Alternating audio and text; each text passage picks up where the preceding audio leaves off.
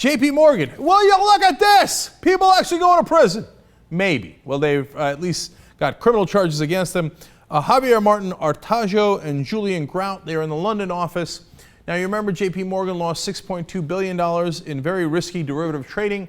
The guy responsible, everybody told us, was the London whale. The London whale is Bruno Iksil. He is not going to be charged. Now, there's two reasons for that.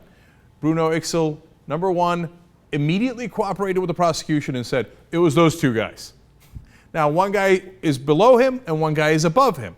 Javier Martin-Artajo was actually above the London whale in terms of the hierarchy at JPMorgan in London. So number one, he immediately cooperates with the prosecutors. Number two, he had saved emails where he wrote to them, I don't know about these financial transactions. I am not sure they are a good idea. Okay. He's the one actually doing the trade, right? But he wrote those emails, so then he gives them to the prosecutors. Like, I told him, man, I wouldn't do those trades. Except you're the one who did them. But anyway, Bruno's off, scot-free. He's not going to get prosecuted. Now, the person that's in charge of the whole investment office is Ina Drew. Of course, not prosecuted, free to go. The person in charge of the company is Jamie Dimon. Of course, not charged, free to go. Now, Jamie Dimon is the CEO who keeps telling us these mammoth banks, don't worry. They're not taking a lot of risk. It's actually good for the economy. I got this thing on lockdown. I have it figured out, man. I know I can manage this giant bank. I know everything that's going on. Oh, so you knew that he was not only taking the risk, put that aside, but manipulating the books, which is illegal. Did you know that? Oh, me? No.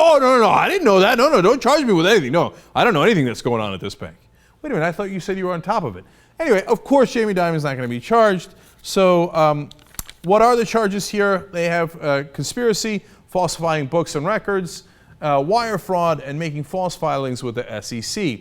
What they would do is, instead of reporting the middle value of the derivative, which is what they were supposed to do by law, they would report a value that was nowhere near accurate and go, what? I mean, it could be any value. I happen to record that one. Now, nonetheless, because derivatives are not as clear as the stock market, where you have definitive prices, and they've got an army of lawyers, you never know.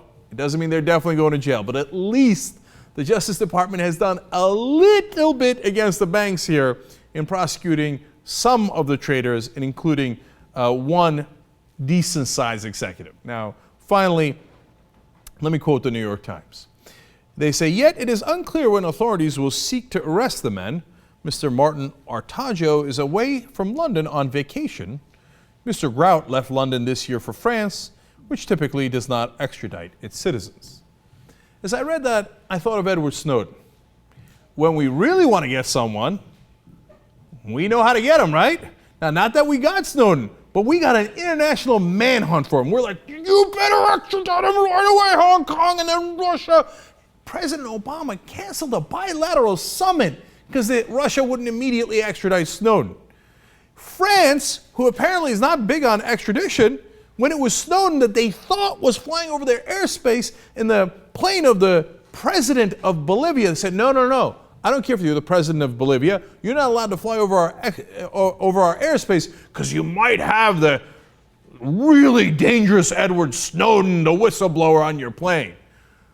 Man, when we want to go get somebody, we tell France, we tell England, Great Britain, we tell everybody, hey, you better go get that guy. These guys, oh, well, we don't know where they are.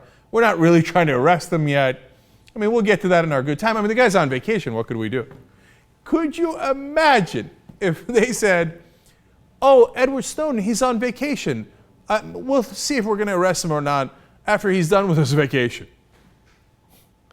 Gee, I wonder what we prioritize. So even in the midst of this good news that they've actually gone after some bankers, keep in mind perspective of what they actually care about and how hard they're going to go after these guys.